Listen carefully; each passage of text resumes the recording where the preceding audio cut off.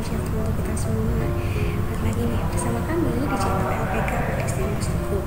Oke, di video kali ini kita akan membahas mengenai tanya jawab seputar KKNI dan SKKNI. Nah, apa aja sih yang akan kita tanyakan? Nah, ada dua nih pertanyaan. Apakah semua orang sudah tahu KKNI dan SKKNI? Itu yang pertama. Yang kedua, siapa yang bertanggung jawab dalam mensosialisasikan KKNI dan SKKNI di perusahaan? Nah, untuk lebih jelasnya, nanti pertanyaan ini akan kita ajukan ke Bapak Franes Paduswara. Beliau akan menjawabnya. Langsung aja yuk kita dengarkan penjelasan dari Bapak Franes Paduswara selaku praktisi Human Capital.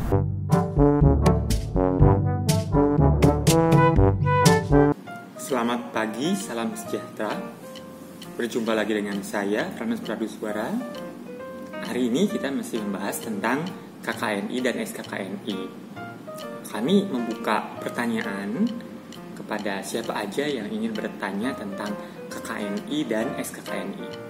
Dan kebetulan sudah ada masuk beberapa pertanyaan yang menurut saya cukup untuk mewakili dan juga cukup untuk menambah wawasan kita.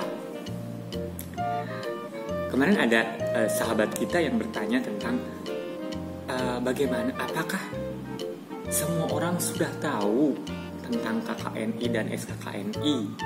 Terutama maksudnya semua orang itu adalah karyawan tentunya. Ya, untuk ini saya jawab, tentu perlu sosialisasi sampai ke tingkat yang dasar tentang KKNI dan SKKNI. Jadi tidak semua saya juga yakin ada masih banyak yang belum mengetahui apa itu KKNI, apa itu SKKNI, apa perbedaannya, terus gunanya apa. Saya rasa masih ada yang belum tahu. Makanya dengan adanya YouTube ini dipublikasikan, semoga nanti sahabat-sahabat kita yang menonton YouTube ini setidaknya mengetahui dan mungkin men-sharekan tentang KKNI dan SKKNI, karena ini sangat penting. Jadi apabila ada bilang karyawan perlu tahu nggak KKNI dan SKKNI, sangat perlu untuk tahu. Kenapa? Karena KKNI itu merupakan standar dia atau nilai dia yang berlaku secara umum. Seperti kemarin kita bahas, ada level 9, ada level 8, 7, 6, 5, 4, 3, 2, 1, dan kebetulan kemarin yang kita bahas adalah dari level 6, dari komisaris, direktur, dan konsultan. Kita kemarin bahas tentang itu. Nah, bayangkan apabila semua karyawan, termasuk di dalamnya manajer dan supervisor, itu mengetahui dengan jelas KKNI-nya berapa dan SKKNI yang dia gunakan apa. Pasti perusahaan akan sangat efisien dalam menggunakan tenaga kerja, karena tenaga kerja sudah mengupgrade dirinya sendiri untuk memenuhi dari tuntutan KKNI. Seperti itu. Nah, untuk karyawan-karyawan yang tentu dia ingin mengupgrade pengetahuannya, keterampilan dan sikap kerja, juga pendidikannya, pelatihannya, dan pengalamannya, itu masuk ke KKNI. Sementara SKKNI lebih ke arah tuntutan standarisasi yang dilakukan oleh pemerintah untuk lingkup kerja tertentu. Dan sangat luar biasa sekali bila dia tahu seperti itu. Tapi SKKNI, misalnya SKKNI supervisor, akunting misalnya, atau pajak, di beberapa perusahaan mungkin ada penambahan. Itu tidak masalah. Yang penting adalah standarnya tuh kerjaannya seperti ini, unit elemennya seperti ini, unit kompetensinya harus dia miliki gini, elemennya seperti ini, kriteria unjuk kerjanya seperti ini. Jadi sangat jelas sekali di SKKNI itu.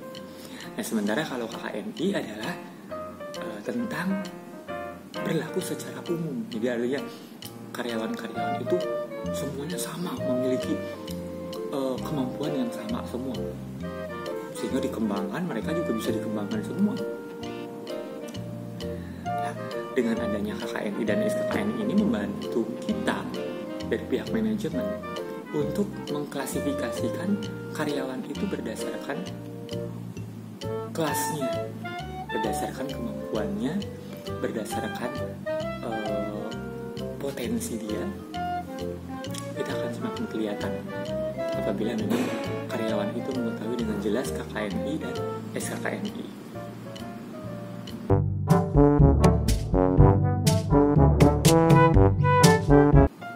Selanjutnya, ada juga sahabat kita yang bertanya, siapa sih yang bertanggung jawab untuk melakukan sosialisasi di perusahaan tentang KKNI dan SKKNI? Jawaban dari saya adalah tentu human capital menjadi motor penggerak untuk sosialisasi tersebut. Tapi yang harus terus menggencarkan daripada KKNI dan SKKNI adalah departemen-departemen tempat karyawan itu berada.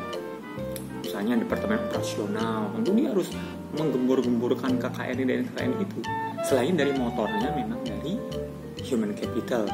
Jadi jangan selalu apa-apa mengandalkan human capital. Human capital itu kerjaannya nggak hanya itu aja. Banyak yang harus dilakukan tentang employee engagement dan lain sebagainya. Nah, untuk departemen dari operasional, departemen bisnis dan semuanya, dia harus ikut membantu untuk sosialisasi, termasuk dalamnya para atasan. Jadi memang sosialisasi itu dari atas ke bawah. Para atasannya, manajer, supervisory, itu harus sangat mengerti KKNI di bagiannya. Sehingga ketika nanti dia mengobrol atau menyampaikan sosialisasi itu kepada karyawan-karyawan di level dia, di bawah dia akan bilang bahwa oh kamu level 3, berarti level 3 itu staff, level staff itu ada level 2 dan level 3, kamu itu termasuk mana. Diajak diskusi seperti itu. Lama-kelamaan maka akan nempel di ingatan mereka bahwa ada ketuntutan KKNI, ada SKKNI. Bahkan di beberapa perusahaan ada yang memang memberlakukan dia harus memiliki kemampuan yang sesuai dengan tuntutan dari KKNI-nya, dan dia juga harus memiliki kemampuan yang lain atau kemampuan penunjang dan lain sebagainya yang lebih ke arah teknis pelaksanaan, itu sesuai dengan SKKNI. Jadi kalau misalnya dituntut dia untuk belajar tentang hukum segala macam, dia harus bisa.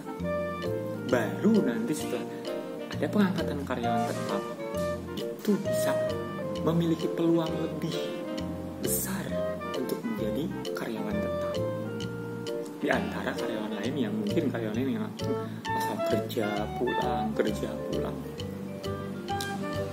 Sungguh menyayangkan sekali apabila nanti ada karyawan yang memang kerjanya cuma datang ke kantor, nongkrong,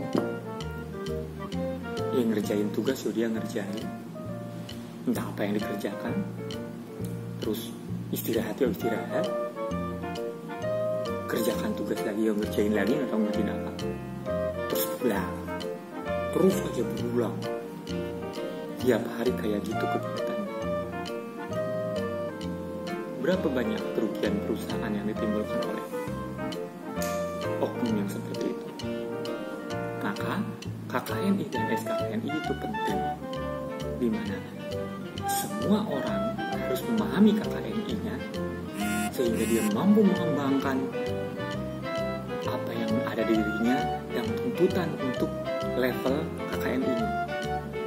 Selanjutnya dia juga harus mengetahui SKKNI mana yang dia pegang untuk pekerjaan ini dan apa elemennya unit kerjanya kayak apa. Di situ juga ada tuntutan, pengetahuan, sikap kerja, dan itu dilakukan semua.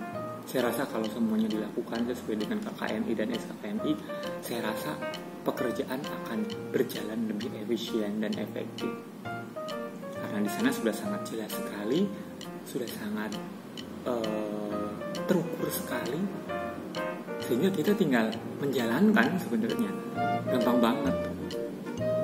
Di perbankan pun di BPR ada SKKNI terkait perbankan. Di situ ada tuntutannya sekian puluh. Nah, itu kalau dilakukan bertahap, dipelajari, dia akan jadi ahli di bidang BPR misalnya. Begitupun supervisor accounting, dari mulai staff, supervisor, sampai manajer tuh ada SKKNI-nya. Yang tinggal diikutin aja. Belajar, pengetahuan apa yang dituntut, dan lain sebagainya. Sehingga dia nanti akan menjadi ahli di bidangnya. Nah, KKNI itu adalah menggambarkan tentang integrasi semuanya. Dari mulai keterampilan, pengetahuan, kuliah, dan sebagainya. Tuntutannya seperti apa? Jangan sampai seorang supervisory tapi kemampuannya atau yang dimiliki dia hanya sebatas staff. Itu kan sangat tidak efisien sekali. Jadi mungkin itu jawaban dari saya terkait dengan pertanyaan siapa yang harus bertanggung jawab untuk sosialisasi. Jawabannya kalau diringkas tadi adalah satu, pasti HR itu sebagai motor penggerak, tapi yang lebih utama lagi adalah semua pemimpin departemen itu mereka sebagai memang penggeraknya dan langsung turun ke anak buahnya. Jadi tidak mengandalkan apa-apa dari hasil, tapi memang itu tugas mereka. Jadi tugas atasan itu ya membantu untuk berkembangnya anak buah, salah satunya dengan melakukan sosialisasi KKNI dan SKKNI. Nah, seperti itu. Terus tadi juga ada pertanyaan bahwa apakah semua orang tahu KKNI dan SKKNI? Jawabannya tidak, belum semua orang tahu, belum seorang memahami, belum semua orang menjalankan. Tapi itu harus segera dilakukan, segera dipelajari, karena itu sudah menjadi isu sekali. Jadi kalau tadi saya bilang ya ada yang nggak tahu, tapi yang tahu saya rasa lebih banyak juga. Jadi yang tahu itu tidak sedikit, banyak. Walaupun mungkin yang nggak tahu juga banyak, tapi setidaknya saya rasa seimbang. Sehingga kalau ada yang belum tahu ya dikasih tahu gitu aja.